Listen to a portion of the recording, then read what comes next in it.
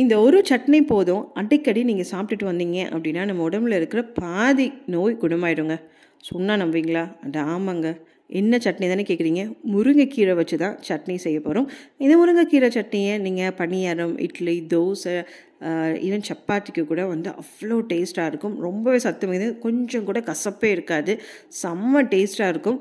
அந்த முருங்கைக்கீரை சட்னி தான் இன்றைக்கி நம்ம எப்படி செய்யலாம்னு பார்க்கலாம் வாங்க. இதுக்கு ஒரு 5 கொத்து முருங்கைக்கீரையை ஃப்ரெஷ்ஷாக இருக்கணும் அந்த சட்னிக்கு வந்து கீரை. ஸோ அதனால் அப்போவே பறித்து கழுவி க்ளீன் பண்ணி அதோட இலையெல்லாம் இந்த மாதிரி ரிமூவ் பண்ணி எடுத்து வச்சுக்கோங்க.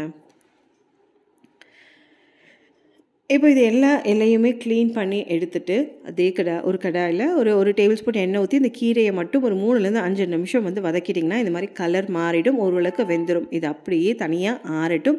அது ஆறுறதுக்குள்ளே ஒரு மிக்ஸி ஜாரில் 1 கப் தேங்காய், 1/4 கப் பொட்டுக்கடலை, காரத்துக்கு ஏற்ற மாதிரி 2 அல்லது 3 பச்சை மிளகாய், கோழிக்கூட்டு சைஸலுக்கு புளி, உப்பு, நம்ம ஏற்கனவே வதக்கி ஆற வச்சுருந்த முருங்கைக்கீரையும் இதில் போட்டு மிக்சியில் ஃபஸ்ட்டு ட்ரையாக அரைச்சிடுங்க. அரைச்சதுக்கப்புறம் கொஞ்சமாக தண்ணி ஊற்றி, உங்களுக்கு எந்த அளவுக்கு தண்ணி வேணுமோ அந்தளவுக்கு இதுலேயே தண்ணி ஊற்றி கொஞ்சம் கெட்டியாக குறைப்பாக அரைச்சி எடுத்துட்டீங்க அப்படின்னா இந்த முருங்கைக்கீரை சட்னி உங்களுக்கு ரெடி ஆயிடும். நான் ஏற்கனவே சொன்ன மாதிரி இட்லி, தோசை எல்லாத்துக்குமே அவ்வளோ டேஸ்ட்டாக இருக்கும். அந்த சட்னி அரைச்சிட்டு தாளிப்பு ரொம்பவே முக்கியம். ஸோ எண்ணெய் ஊற்றி கடுகு, கருவேப்பிலை இதெல்லாம் போட்டு தாளிச்சிட்டு எல்லா டிஃபன் ஐட்டமுக்கும் நீங்கள் பேர் பண்ணிக்கலாம். இது எப்படி இருந்ததுன்னு ட்ரை பண்ணிவிட்டு கீழே கமெண்ட் பண்ணுங்கள்.